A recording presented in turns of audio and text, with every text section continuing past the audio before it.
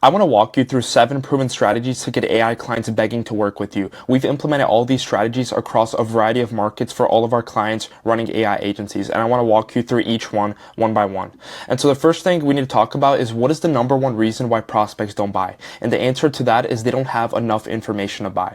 And before we can talk about more about that, we need to discuss what is the larger market formula. Basically, what the larger market formula is, it's a representation of an entire market, an entire niche. And basically what it's saying is that only 3% of the market is in buy now mode. Okay, the rest of the 97% of the market needs more information in order for them to be ready to purchase. So only 3% of the market is ready to buy right now at this moment. Everyone else needs more information. And so that is exactly why I want to talk about the 7 best strategies to nurture your prospects. Strategy number 1 is top of funnel content. The best top of funnel strategy in 2025, 2026, the future, it's only going to get worse and worse, and you need to implement this. It becomes more important as each day passes, is education as your top of funnel strategy. If you're not creating content to get attention, if you're unable to get attention for free, then you're in trouble. CPMs are rising, ad costs are rising, and it is harder and harder because competition levels are rising. And so the way you separate yourself is by creating content, building your own personal brand, building your own lane, building your own audience. Okay. And so when was the last time you clicked on a random ad from someone you didn't know and bought right away? Leading with education as your top of funnel strategy is the best way to promote yourself and your business. Okay. And so now I want to walk through the difference between running a direct response top of funnel strategy. So like running direct response ads, outreach, basically doing any sort of marketing where you're trying to get the person right away versus an educational strategy where you're first providing value to them and educating them, and then they come to you to buy whenever they're ready. Okay, once you've provided enough value. And so if you're doing a direct response top of funnel, the prospects view you as a marketer trying to sell something. Okay, but if your top of funnel strategy is purely positioned as education, educating and providing value for free, then they view you as an authority figure trying to help someone, not a marketer trying to sell something. And the difference there is huge. If you're viewed as an authority figure who's helping them, opposed to a marketer who's trying to sell them, just trying to make money for themselves, then not only are the prospects more likely to buy, but they're more likely to pay more. Okay, and it makes the world's difference. Especially you're acquiring attention for free. It's absolutely crucial. You're just leaving money off the table, especially in the long term if you are not creating content. And so the next thing I want to talk about is how to start. Okay, how do you start creating content? And the truth is that most people overcomplicate it. There's really no big secret.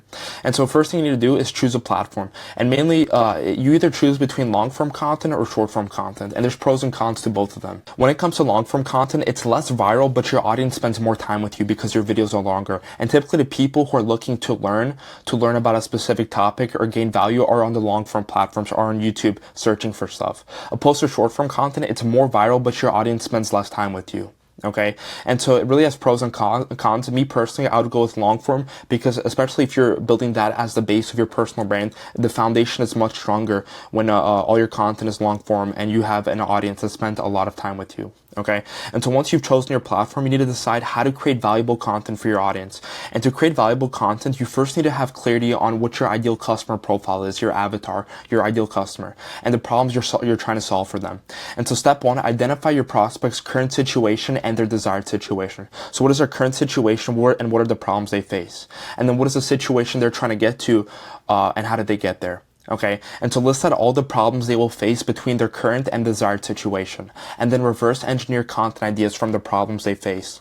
And so here's exactly what that looks like. So for example, if my avatar is HVAC businesses, we have their current situation and their desired situation, which is consistent high quality leads. And their current situation is probably relying on referrals, inconsistent leads, not knowing where their next customer is going to come from. Okay, and there's a gap in between. And in between that gap, there's 2 main problems that need to be solved, which is lead generation and lead nurture and follow-ups. And so what we can do is we can go into ChatGPT and prompt it and say reverse engineer content ideas from this to solve the problems that HVAC businesses face. Okay, by uploading the visualization, or you can just write out all the problems they face for ChatGPT to give its answer. And so what it's going to do, it's going to spit out all the answers for each thing. I'm not going to go in depth into each one, but as you can see, these are actually high quality content ideas that, you know, you probably can't record all of these even in a few months. Okay, so it gives you more content ideas than you can handle right away. Okay, so for example, current pain points and problems, why word of mouth alone is killing growth for HVAC businesses. That's a real problem. You know, a lot of HVAC, I've been been on a lot of calls with a lot of HVAC businesses, and a lot of them are operating purely off of referrals. So that's a huge thing you can make a video on. Real reasons why phones aren't ringing, and then boom, dives into problem solving, lead generation, 3 proven channels, Facebook ads, solving, and then it goes into solving problems for lead nurture and follow-ups, how to get consistent high quality leads, and also some bonus content ideas. So when it comes to content ideas, any market, you have an abundance of content ideas, but you just want to make sure that you're creating the right type of content where you're solving a painful problem for your market. So that way, when you give the information for free, you can charge for the implementation. Okay, so that's huge, and that is how you create valuable content, and so you position yourself in a way where you can charge high ticket. And so the secret to growing your audience, are you ready? The big secret is, this is the one thing, this is the big secret that nobody knows. It's consistency. Okay, that's all it is. There's no secret. The truth is that most people, they start a YouTube channel or they start creating content, and within the first month, they haven't gained 10,000, 1,000, a million followers, and they give up. Okay, and obviously if you give up and you stop posting content, your channel's never gonna grow. But if you stick with it, then your channel will grow over time. And here's the real secret. As it's growing over time, your audience is gonna compound onto itself. It's gonna multiply onto itself, and that is how you unlock exponential growth and, unlock all your biggest dreams. And so that is everything on strategy 1 about how to create top of funnel content. And truly this, if you haven't implemented it, if you're not creating content, you need to ASAP right now. Okay, so that's strategy 1. And so now the next strategy for nurturing and feeding your prospects more information so that way they have a higher likelihood of buying is email marketing. Okay, and so once you have leads, you need to feed them more information to move them up the pyramid. So probably the biggest percentage of them are right here, not problem aware. And so as you feed them more information, you make them problem aware, you put them in information gathering mode, and eventually you make them in buy now mode. Okay, and so that's your goal, is to move your prospects up the pyramid so that way they eventually buy down the line. And so once you're getting attention, you need to capture it. The best way to do that is to put them into your ecosystem. The most common way of capturing leads and putting them into your ecosystem is by getting their email. Okay, and I'm about to walk you through step by step exactly how to do that. So step 1 is to get attention. We already went through content, top of funnel content. The thing with content is if you're just now starting or you haven't started, it takes a while to build it up to a point where you're consistently getting leads, predictably. And so what I'd recommend is running ads. This is an example of direct response marketing, but there's other types of ads you can run. For example, just offering a free lead magnet to join a community, a VSL funnel. There's a million different funnels. There's a bunch of videos on them, but any sort of ad to get leads, that's the quickest way. And what you do is you just need to get attention, regardless of if it's you're getting it for free or paid. Ideally, content is the best source of traffic because it's the highest quality leads who've already consumed some sort of content from you, and you're getting it for free. Okay, but regardless, step 1 is to get attention. And then step 2 is to capture your email. So this really depends on where you're driving your traffic. So for example, from one of our ads, we drove them to this VSL landing page, and basically it would prompt them to put in their information, including their email. Okay, and so the way we would position it is we will say, hey, enter your information below, and we'll text you access on how to scale your personal brand using AI. This is back when we were running an AI content infrastructure offer, and the way we get their email is by sending them a lead magnet to their email or their phone number. I forgot which one, but that's how we did it for the VSL funnel. And then right now in our community, whenever someone joins our community, we prompt them to put in their first name, last name, email, phone number. The main thing is get attention and then capture their information, because if you're getting attention or if you just have followers on one platform, then it's very risky, because what if you get banned on that platform? So you want to diversify your eggs across many baskets, and getting their emails, your prospects' emails, is the safest way to always retain their information. So that way, regardless if you get banned somewhere or if you move off platform, you can always reach them. Okay, so step 1, get attention. Step 2, capture emails. Step 3 is to nurture. And what is the main way to nurture? It's with a newsletter, and I'm about to walk you through exactly how it works. The best strategy for your newsletter is emails you personally write and send 2 to 3 times a week. And I'm about to show you the biggest guru, the king of online business, how Alex Hormozi does it. Okay, and so Hormozi's newsletter is called Mozi Minute. Okay, and I've been receiving his emails. I don't read all of them, but the ones I do read, they're really good. Okay, and so the way he does it, he typically does anywhere from 1 to 3 emails per week, and this is how he structures his email. And so it's very simple. The thing with Alex Hormozi, the reason why he's so big is because the way he talks, first of all, the way he talks in his videos, he has this special talent of taking extremely complex ideas and simplifying them into words where everyone can understand.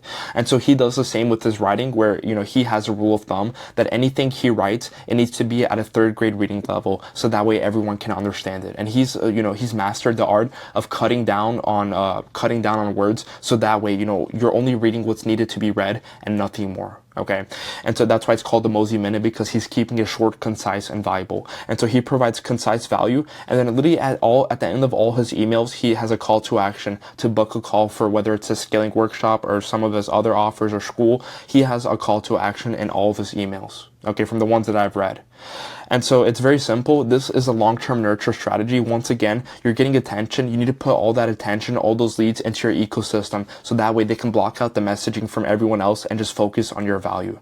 And an email marketing is one of the most reliable ways to do that. And so why should you implement email marketing? Because one of the main reasons is that the average ROI for email marketing is $45 for every $1 spent. So every $1 that you spend in email marketing, the ROI is $45. Okay, which is which is a great ROI. And so strategy 3 is community. So what is the best way to centralize your leads into a single ecosystem, allowing you to nurture them in one place? And the answer to that is community. Think of a community as an email list with more control and customization. And so you can provide value and market your content in one place where all your leads are engaging while absorbing the information you provide them with. And so how do you build a community into a high-ticket conversion machine? Okay. Same thing with, with creating content. Step 1 is to choose a platform. I'm going to tell you right now, the platform doesn't really matter regardless of if you choose School or WAP or Discord. I'd say just choose the one that, makes it the most accessible for your market, that, has the best interface. In my opinion, I prefer School because everything's in one place and, they've gamified everything and it's just really accessible for everyone. I prefer School. We'll go with whatever you think is the best for your market. And then you need to have a conversion strategy in place. Okay. Here's exactly how it looks like. So for qualification, so this is specifically for our School funnel. How it works is first of all, once you get people joining your community, the first thing you need to do is qualify them. Okay, so they go to the homepage of your community, they watch the VSL where you talk about your community and why they should join, and then there's membership questions. Okay, the first question, you're trying to get their email. Once again, putting them into an email newsletter, so that way you can not market to them, but provide value to them off platform. So you can add them to the email list, get their phone number so you can contact them within 5 minutes. It is so important to contact every lead ideally within 5 minutes. The longer it takes for you to contact them, the lower the chances of them responding, them hopping on a call, and eventually buying from you. Okay, so collect their email, their phone number, and then you also want to qualify them. Either ask them how much money they're making per month. So are you someone who's making over less than 1K per month, 5K per month, 10K per month? Or are you someone who's, looking to partake in next opportunity? So basically 3 questions is get their email, their phone number, and somehow have a question in there that qualifies them for whatever you're trying to eventually convert them on. And even if they're not qualified, still accept everyone into the community, because if they're not qualified right now, maybe with the help of your content and them ascending in life, they will be qualified in the future and they can buy from you down the line. Okay, so that's a qualification stage. Now you need to provide value to them. So what I recommend is you have some sort of mechanism in there that incentivizes them to make an intro post. Okay, why? Because you're incentivizing engagement within the community. And if there's engagement, then more people are going to be active in the community. And if more people are active in the community, there's more people you can market to, provide value to, and convert. Okay, and make more money. And so when it comes to the intro post, the formula is very simple. Just tell them to introduce themselves, guide them on what to do next. So whether it's watching a specific video, live stream, lead magnet content, you can have them add you as a friend. This all depends on which platform you're on. I think this was specifically for Facebook, but it works across all the community platforms. You can either tell them to include a pic of themselves or their work desk. For example, in our AI scaling specialist school community, everyone that joins, we tell them, hey, take a picture of your work desk so we can see what you're working with. Either as motivation or flex on everyone else if your work desk is really cool. And also tag new members in the post. So everyone that joins, you can tag them in a new post. And so once they posted their intro post, then you need to have a content cadence for providing value. Okay, and here's a framework that you can use. This is what it looks like. So when it comes to the content cadence, you want to focus more on quality over quantity. Okay, quality matters much more than quantity, because if you're just spamming BS in the group, then everyone's gonna leave. Okay, it's annoying and it's low quality stuff. And so typically what you can do is Monday, Wednesday, Friday, if you're looking to post 2 to 3 times a week, and that you can post different types of content so it doesn't get boring. So for example, a weekly value post where you help your audience overcome objections, a weekly question post where you can stir up engagement, and also insightful things. So things that provide social proof, maybe some sort of tweet, a question, a valuable video, or a short paragraph about something you're dealing with. Okay, you can get personal, build up trust and goodwill with your audience. And so here are some things to keep in mind. Create content that handles your prospects' objections for you. So make a list of common objections and create content around it. So for example, if you're running some sort of dating community, one of the main objections that you can get when people hop on calls is they say, I don't have time to date. Boom, you can make a piece of content that handles this objection. For example, 16-minute dating idea to please partner. And so posts are evergreen, reuse them, make a Google Doc that keeps track of all the posts that do well and repost it every 6 months with small changes. Okay, and so that's some insightful things for the content cadence and how you should go about structuring your content within your community. And then every once in a while, you want to make a call to action within the community. So what you can do is either once every other week, you make one of these call to actions. And here are the different types of call to actions. So the first one is your setter reaching out to everyone within the community. The second one is a one-to-many sales call. So you're either running some sort of webinar or masterclass within your community, and you can keep marketing it for weeks ahead of time. So that way you get, 50, 100 people on a call. I'll talk about webinar selling later in this video, but you can also market that. And also some sort of sales asset where you tell people, hey, comment this specific keyword, and then if they comment this specific keyword, you send over the asset to them, and then your appointment setter or whoever's doing all the DM outreach can book them onto a call. Okay, and so once you've made a call to action, you go on a sales call, whether it's one-to-one or one-to-many, and you convert them into being a client. This is a very high-level framework for how to structure your community and the way you run things. There's more info and more insights that you can access in our free AI Scaling Specialist School community. First link in the description. But yeah, that's it for now. And so step 3 is to get attention and also incentivize people to join. So how it works is you get attention, ideally with content or ads, and the way you incentivize people to join is to give a lead magnet, create the best lead magnet that solves all the problems of your prospect, and give it to everyone that joins. So if you're making content, tell them, hey, I just created this lead magnet. If you want to join my free community, and I'm giving it to everyone who joins my community. Okay, so that way you're incentivizing people to join your community. Charlie Munger, I forget if it was Charlie Munger or Warren Buffett, I think it was Charlie Munger, said that if you want to see, or if you want to learn about what drives all humans, look no further than incentives. Incentives rule the world. Okay, so incentivize them to join your community. Okay, and so exactly what I'm talking about. If you want to access this entire flowchart and every flowchart that I make for this video, first link in the description is our AI Scaling Specialist School community, completely for free. We have hundreds of AI entrepreneurs in there who are all looking to sell AI infrastructure offers for upwards of 10 grand per package. Because AI is this massive wave, this massive revolution that's happening that's going to add up to $15 trillion of value to the global economy. So if you want more insights and every flowchart that I make, free access to that, and then you can join the community for free. Okay, so that was step 3. Step 3 was community. I highly recommend it, especially if you're creating content.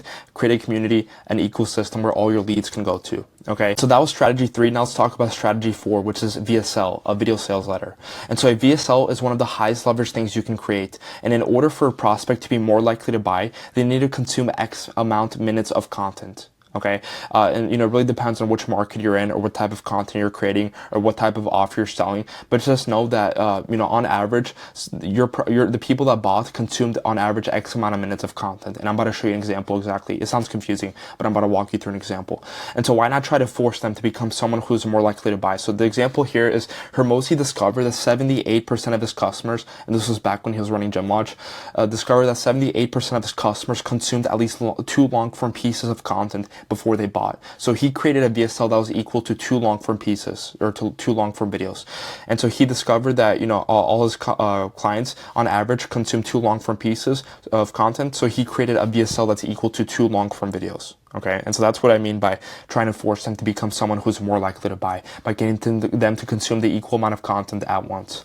And so now I want to walk you through the 5P VSL framework. Most people overcomplicate, how to create a VSL, all the different types of VSLs. And so now I want to walk you through the 5Ps VSL framework. Okay, most people overcomplicate how to create a VSL, all the different types of VSLs. It needs to be this long with, this exact script. No, here's a very straightforward framework that you can build a very effective VSL from. Okay, the 5 P's is proof, promise, pain, plan, picture. Okay, when it comes to proof, you want to give them proof as to why they should believe you. Promise, make some promise that they're going to get of what they're going to get from the video.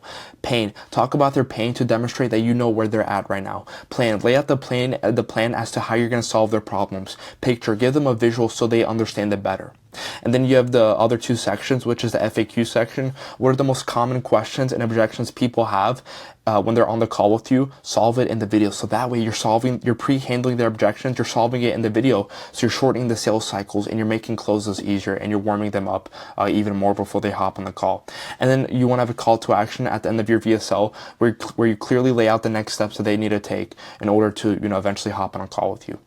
And so that's very straightforward. It's a VSL. You want to make a VSL that you put on any landing page, any VSL page, or any funnel that you have that pre-handles all their objections and goes over to 5 Ps. So that way they know what they're getting into, and you're not hopping on calls with people who have no idea who you are, what you do, what you sell, what problem you're going to solve. You want to take care of all that before the call, so that way they're on the call with their credit cards out. Okay, and so that's the VSL. And strategy 5 is the content ad strategy. So we really want to go from first principles here. What is an ad? An ad is basically a piece of content with money behind it. And so what is the content ad strategy? Okay, and here's exactly what it is. It's basically what the content ad strategy is. You run your best performing organic content as ads, and you add a call to action to the end of it. Okay, and here's exactly how Hormozi does it. This is another thing I got from Hormozi. Dude's a legend. When Hormozi says something is crushing it and something is performing really well from him, you want to copy it. Truthfully, you don't think everyone's not out here copying from each other. When the biggest fish in the sea says something is really killing it for him, you want to take it from him, do the same thing, implement it for your business, so that way, you know it's working and you're implementing it, okay? And so what you do is you find your best performing organic content. So for example, Hormozi was specifically running these 2 pieces of organic content the most. And, when it comes to organic content, you have the hook. So you have the hook, the first 5 seconds of the video. What are you saying to intrigue the person watching the video? So you're stopping them to scroll and they're putting their attention to watch your video to the end. Okay. So you hook the person in, you retain them with value. Okay. Retain them with value, and you can either portray your value as either lists, steps, or stories. Okay, so format your video in one of those 3 ways: lists, steps, or stories. And so you hook them in, you retain them with value, and then at the end, you stitch a call to action to the organic piece of content, telling them what the next steps are. It's very straightforward. Instead of just creating a traditional ad where you go straight into pitching and going through an ad script, you're literally just taking your best performing organic piece of short form content and you're running it as an ad, and you're stitching a call to action at the end. And Hormozi said, recently that, a few weeks ago, he posted a podcast where he said that this has been killing it for his business. Okay. And so that's why I added this in here, is because, with the content, you're feeding your prospects more information and you're making them more likely to buy, opposed to if you're just putting an ad with a crazy guarantee, saying, hey, book a call if you want 30 guaranteed appointments. Okay. And so what is the result of running your best performing organic content as ads? Well, overall, it's better KPIs and warmer leads. Okay. And so this was the 5th strategy, which was the organic content ad strategy. And now let's dive into the 6th strategy, which is pre-call homework. Okay. And so imagine booking a call with someone and not hearing from them between the time you booked the call and the day of the call. What are the chances you'll remember to join the call? And here's a visualization for you to clearly see what I'm talking about here is, so you have the day that you booked the call, and then you have the actual day of the call, and you have a gap in between, which could be, ideally you want it to be short as possible, but it could be, a day, 2 days. You really don't want it to be longer than 3 or 4 days. Okay, so there's the gap in between. And if you have nothing, if you're not bombarding your prospects with content in between the time they've booked the call and the day of the call, then the show-up rates are going to be lower, the prospects in general are going to be colder, and it's going to be lower conversion rates. Okay, so this is huge. So what you want to do is, in between the day of where they booked the call and the day of the call, for that gap in between, you want to bombard them with content. Okay, why? Because higher show-up rates, warmer prospects, and higher conversion rates. Literally the complete opposite of all this bad stuff. Okay, so I want to walk you through how to structure your pre-call homework. And if you don't know what pre-call homework is, basically someone books on a call with you, and then they're taken to a thank you page where they can watch more content, a VSL organic content, so that way, they know what to expect on the call. Okay. And so, you have a VSL before they book the call and after they book the call. So that way, the more content they consume, the better.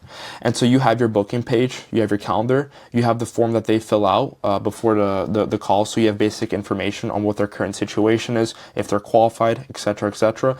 And then once they filled out the form and booked on the call, they're taken to a thank you page where you have the main VSL as the big video that they can watch. And you have even more organic content. If you have tons of organic YouTube content sitting around, you need to put that to good use. Okay. And so you're trying to feed them with as much content as possible. Also, you can set up an email sequence of, when they book the call, where you're emailing them even more content, proof, testimonials. You want to have testimonials on this page, and you can send that all over to them.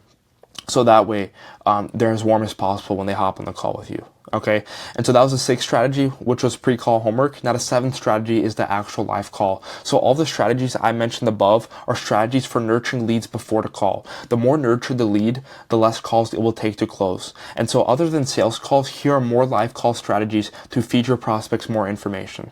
So the first one is very straightforward, Q&A calls. If you have a community, hosting weekly Q&A calls is one of the best ways to directly talk to your prospects and answer their questions and objections live on the call. There's no specific structure for this. There's no framework you follow. Literally, if you're running a community, you announce, hey, every week on, let's say, Sunday 2 p.m. Eastern, we're gonna have a 45-minute, an hour-long Q&A call where everyone join and you just ask questions, and you're there as the authority figure answering the questions. You record these Q&A calls and you post all the recordings in your community. Why? Because most of these questions that are going to be asked are probably questions that everyone's thinking about and are probably real objections that you have the opportunity to handle there live in front of not only that person who's asking the question, in front of everyone else who's on the call and everyone else who's going to watch the call eventually. Okay. And so this is a great way to handle objections and nurture the people in your community, regardless of if they're on the call live or not. Okay. So Q&A calls is the first version, and the second version is webinar one-to-many selling. All the biggest gurus, the biggest people within this space are all doing one-to-many selling. Imam has done like a million of them. Serge Guattari, he probably does it the best in my opinion. He provides a ton of value on his. He does them a ton. And Hormozi, he's done it a few times for his book launches. Okay. And so when it comes to one-to-many selling, as the market loses its trust and becomes more sophisticated, sales cycles become longer and more unpredictable. Having a consistent conversion event is a powerful mechanism to offset the current market conditions. Okay. So as people lose trust and it takes longer for them to gain trust, having a consistent conversion event. Okay. So that, 1 to 2 times a month or once a week, you're going to have a conversion event where you get a bunch of people on the call and you're going to provide value and then pitch them an offer where you're going to convert some people. So that way where your next dollar is going to come from. And so the reason why webinars are so effective is because of leverage. Most agency owners hop on an hour-long sales call with a prospect to get a shot at closing a deal. With webinars, you hop on a Zoom with 100 to 300 people, spend 1 to 2 hours providing free value, and then 20 to 30 minutes pitching your offer. You can get 100x the output from spending a few more hours on a call with your audience. This is the power of one-to-many selling. This is leverage. What technology allows you to do is you can communicate, whether it's through content or through a live Zoom call, you can communicate with 100x, 1000x, 1,000,000x the people with, opposed to if you had to talk to them directly face to face. Okay. And so you can hop on a call with 100, 200, 300, 400 people and then pitch them all live there at once with the same amount of time it would have taken you to pitch one person on a call. Okay. This is leverage. You're getting more output for your input. And so this isn't an event you can only hold once. You can repeat it as many times as you'd like. People often host weekly or monthly workshops, which is a good way to add a predictable conversion event to your business. Okay. So anything you can do to add sustainability and predictability to your business, you want to add it, especially in the current market conditions where sales cycles are longer and trust levels are decreasing, ad costs are rising. You need to add predictability and sustainability to your business. Okay. And so that's all the 7 strategies I want to go over that we're implementing across a variety of markets. If you want access to this entire chart for free, click the first link in my description to join the AI Scaling Specialist School community. If you want to learn how to sell AI offers for upwards of 10 grand to various amounts of markets, then we're teaching all that in the community, giving away all the insights along with 500 plus people in the community. So go ahead and join that, and I'll see you on that inside. Bye.